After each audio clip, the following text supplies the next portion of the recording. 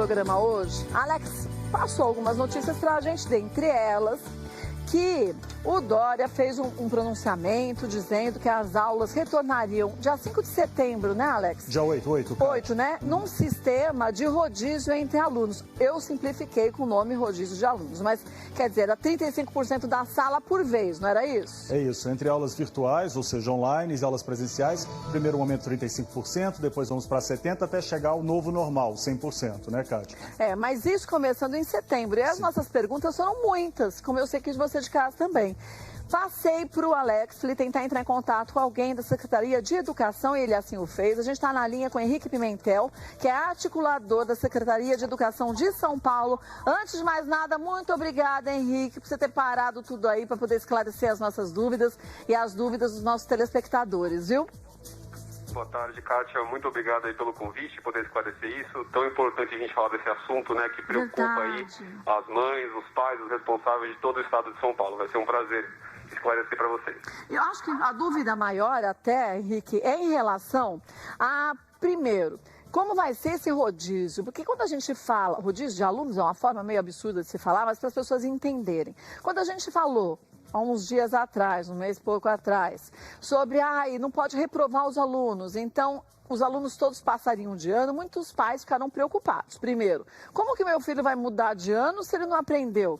Como ele não tem conteúdo, como vai ser isso no futuro? Visto isso, se mudou, então essa prioridade, na verdade, era os alunos vão voltar, mas a gente sabe que não dá para ficar todo mundo junto, 100% dos alunos em sala de aula, tem que se readequar essa nova vida que todos nós estamos. Então, como será feita a escolha desses alunos? E foi dessa forma mesmo que a gente entendeu ou não a gente entendeu errado, Henrique? Legal, acho que primeiro, Kátia, acho que vale a gente sempre resgatar um pouquinho do contexto da situação que a gente está hoje, né? O estado de São Paulo, ele movimenta mais de 13 milhões de estudantes, né? Contando aí rede privada, rede pública, educação infantil, ensino superior. E essas regras, esses protocolos que a gente está colocando aqui, que foram apresentados hoje pelo nosso secretário, pelo governador, eles são para todas as etapas da educação, né? Isso inclui rede privada e rede pública. E a gente está falando de um retorno gradual em etapas da educação, né? Então, essa questão do rodízio, do percentual de alunos é importante. Por quê? Porque a gente está falando da volta de 35% dos alunos na primeira fase, de acordo com a capacidade física da escola, né? O que isso quer dizer? A gente tem que respeitar o distanciamento social, né? As condições de higiene que o Plano São Paulo impõe para a gente que a gente reduza aí, né, a possibilidade de ou uma nova onda ou mais contágio por conta da pandemia. Então, quando a gente fala até 35%, a escola vai olhar a sua capacidade, né? Então, uma escola, por exemplo, com salas de 50 metros quadrados, daria mais ou menos aí 15 a 16 alunos por sala. E aí, o que significa a questão do rodízio, né? A gente quer garantir que os alunos tenham pelo menos uma ida à escola na semana. Pode ser até que seja mais idas na escola. E isso vai ficar a critério do sistema de ensino que a gente está falando, né? Seja rede privada, seja rede pública. Isso é o que vai variar. O importante, a regra primordial é 1,5 metro, né? Então, respeitando 1,5 metro e olhando a dimensão física da escola, é como vai ser definido, né, quais alunos vão aí participar desse rodízio, né? Então, digamos que o aluno vai na segunda-feira, pode ser que ele só vá de novo na quarta, ou que ele vá segunda, quarta e sexta, ou até que ele vá e volte a ir à escola todos os dias. E isso vai depender do tamanho da escola e quantos alunos aí ela acomodar. Um outro ponto importante aí da sua fala diz respeito, né, o que fazer com a aprendizagem, a qualidade do ensino, aprovação, reprovação, né? É muito importante falar que as escolas, elas estão, né, com as atividades acontecendo, né? As escolas estão fazendo as aulas à distância. De uma forma virtual. E alguns alunos não conseguem, porque não tem computador, não tem acesso à internet também, né?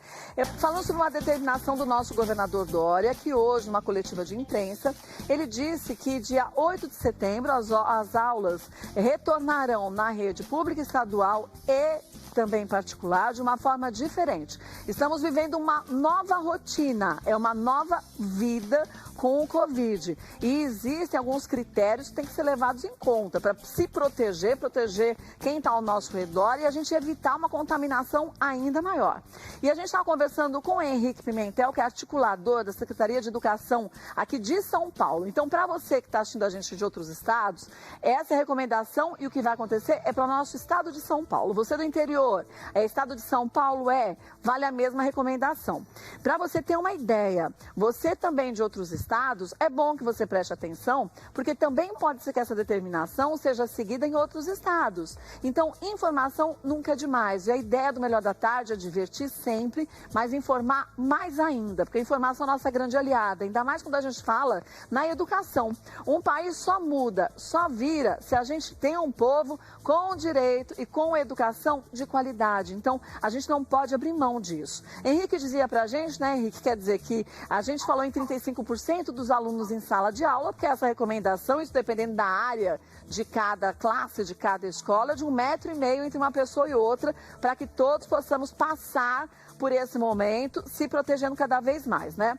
Em relação a não repetir de ano, que era o que a gente falava, então os alunos não vão repetir. Isso é verdade ou não?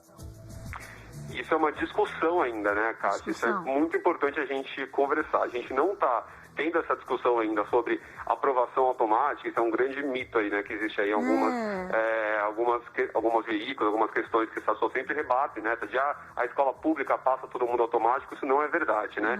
O que a gente está considerando nesse período, né, da suspensão das aulas presenciais é o acompanhamento ou não do estudante com as atividades que estão sendo feitas à distância. Aqui na rede estadual de São Paulo, a gente tem 3,5 milhões de alunos, né? São muitos alunos em muitas realidades diferentes.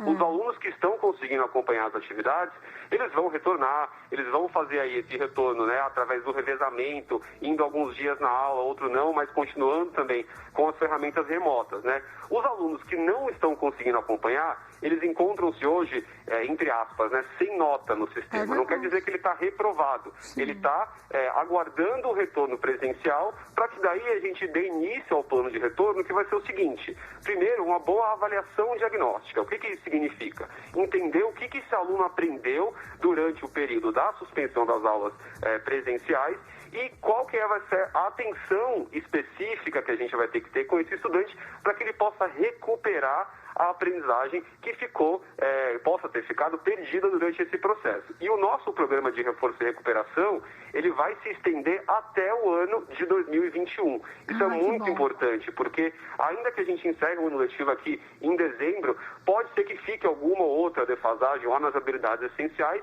que aí esse estudante pode resgatar no ano seguinte. Uma outra boa novidade que a gente trouxe hoje é sobre os alunos concluintes, né? O terceiro ano do ensino médio aqui na rede estadual de São Paulo. A gente vai fazer um 4º ano do ensino médio em 2021 para quem quiser, tá? É optativo para os estudantes que porventura não passem no vestibular esse ano, queiram fazer mais um esforço aí para tentar de novo no ano que vem, a gente vai oferecer para esses estudantes essa oportunidade de retomar os seus estudos no terceiro colegial em 2021.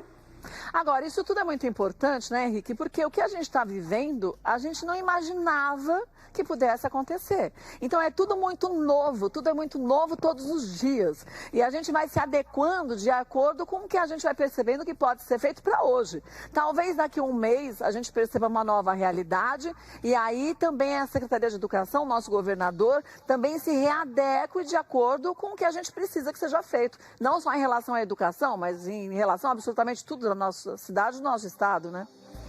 Exato, e é muito importante que o governo de São Paulo está sendo um dos primeiros a anunciar, né, esse protocolo de retomada, como que a gente vai organizar isso, justamente para que tanto a nossa rede pública, quanto as redes privadas, quanto as redes municipais, possam organizar a sua rotina, né, possam adequar suas estruturas para seguir esses protocolos, né, possam fazer as comunicações que são necessárias aí para os pais e também criar suas próprias políticas de recuperação, de reforço, etc. Então, a gente está aqui anunciando algo que vai acontecer em 8 de setembro, né?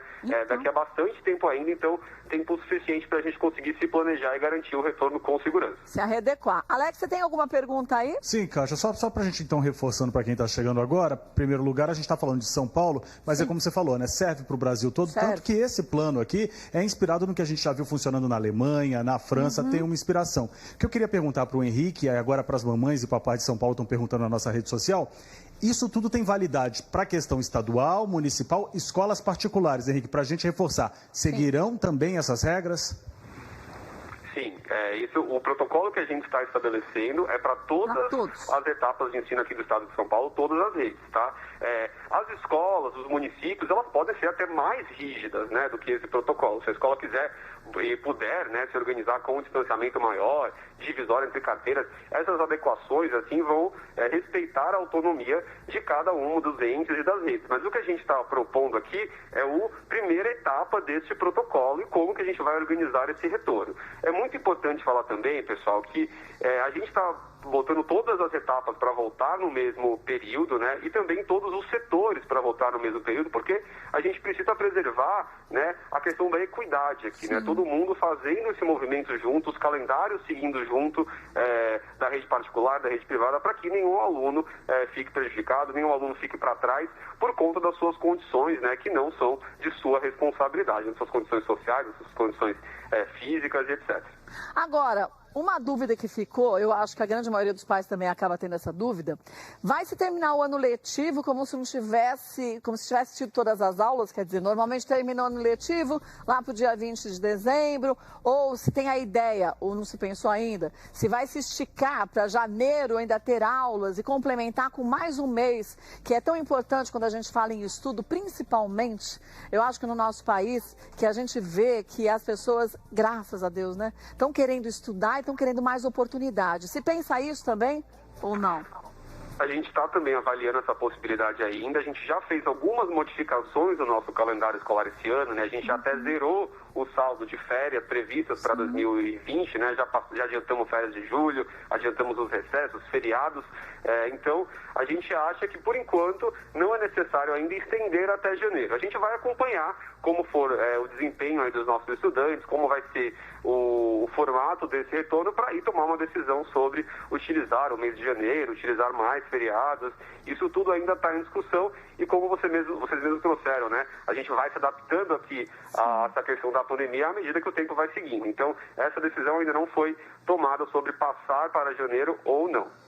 Cíntia tem uma pergunta? Pode fazer. Sim. Boa tarde, Henrique. Na verdade, são muitas mamães, viu, Kátia? Henrique, sim. Mamães preocupadas que estão colocando aqui pra gente uma pergunta interessante.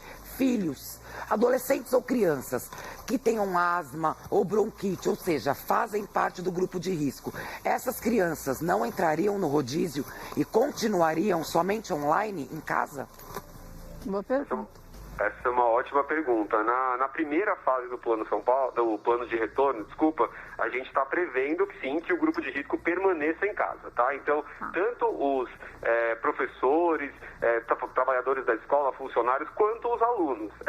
Lembrando que a nossa primeira fase aqui, ela está vinculada ao Plano São Paulo, né? E ela está na fase amarela do Plano São Paulo, onde ainda existe algumas restrições de mobilidade. A fase 2 em diante já é a fase verde, né? Já é a fase onde a gente já está retomando mais, onde os níveis de contágio já são muito menores, onde já está mais seguro, né? Pensando aí na segurança de todos. E na fase 2 aí a gente já está prevendo que esses alunos possam retornar, que os professores possam retornar também às unidades escolares. Agora, lembrando, jogo importante, né, Henrique? Cada fase que a gente vai passando traz uma flexibilização de mercado e do que a gente pode fazer. Mas depende de cada um de nós, que a gente faça cada um sua parte, que continue se cuidando, usando álcool gel, respeitando o distanciamento social e para isso também fazer com que a gente pule rapidinho para uma outra forma mais aberta também de flexibilidade. Então, depende não só do governo, depende de cada brasileiro, de cada paulista, a se conscientizar disso, que cada um tem que fazer a sua parte, porque senão a gente começa numa nova contaminação e cada vez vai ser mais difícil, porque cada vez vai demorar mais para a gente sair de uma fase, né? Com certeza, e o nosso retorno, ele vai ter que preservar isso também, né? Não é só a gente estar fazendo esse trabalho agora e quando retornar tudo volta ao normal, né? A gente tem que lembrar que a gente vai exigir, inclusive, o uso de máscara nas escolas, né? Uma rotina mais rigorosa de higienização das mãos dos estudantes, dos professores, rotinas de sanitização dos ambientes, né? Muito mais frequentes, e também a gente vai ter que mudar muitas condutas sociais, né?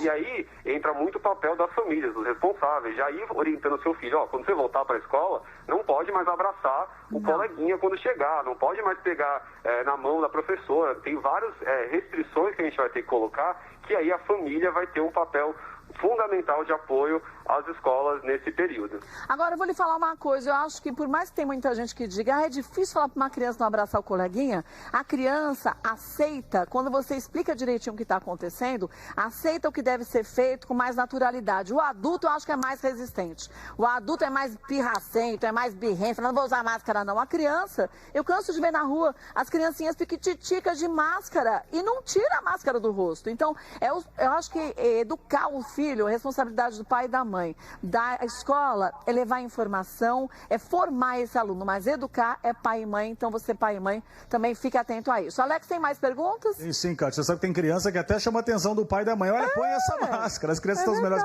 que a Queria fazer uma pergunta para o Henrique, eu não sei nem se você é a pessoa mais indicada nesse momento, mas como eu sei que você fala bem e entende do assunto, tem muitos pais e mães chovendo nas nossas redes sociais e estão falando o seguinte: Alex e Cátia, me ajudem aí se o Henrique pode responder isso. Eles estão se sentindo, Henrique, injustiçados, às vezes, nas escolas particulares, porque a mensalidade não reduziu em todos os lugares, não houve acordo. Tem, por parte do governo, alguma avaliação nesse sentido? Como é que vai ficar isso? Olha, nesse momento é muito importante que as famílias conversem com as unidades escolares, né? Façam aí as suas devidas negociações, procurem aí as entidades responsáveis pelas escolas particulares, ou então, né, recorram aí ao governo. A gente tem aqui a nossa Secretaria de Defesa do Consumidor, né, no governo do estado, que é quem regula justamente essas relações comerciais e tem fontes importantes aí de informação para esses pais.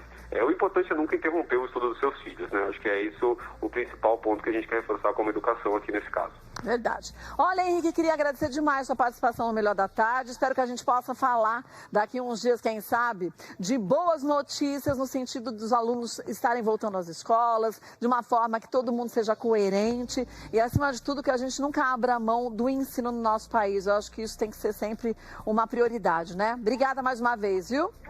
Muito obrigado, Cátia. Boa tarde a todos e um bom trabalho para vocês. Obrigada, vocês também.